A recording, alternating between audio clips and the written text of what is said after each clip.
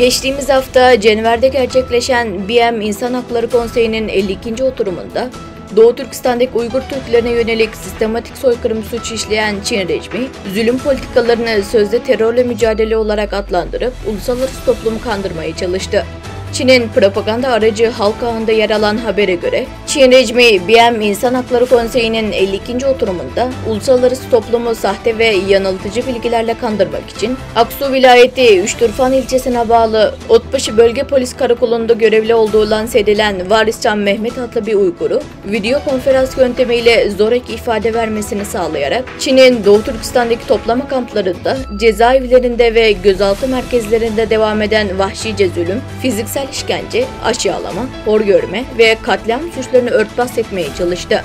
Komünist rejimiyle yönetilen Çin devletinin etkisi ve baskısı altında olan Doğu Türkistan asıllı Variscan Mehmet, 13 yıldır karakolda çalıştığını, bölgede sivil halka yönelik yürütülen sözde terörle mücadele hareketlerine katıldığını, sözde terörist grupların insanların hayatını tehlikeye attığı için devletin polis güçlerince operasyon başlatıldığını söyleyerek Çin'in hazırladığı sahte argümanları olduğu gibi dile getirdi.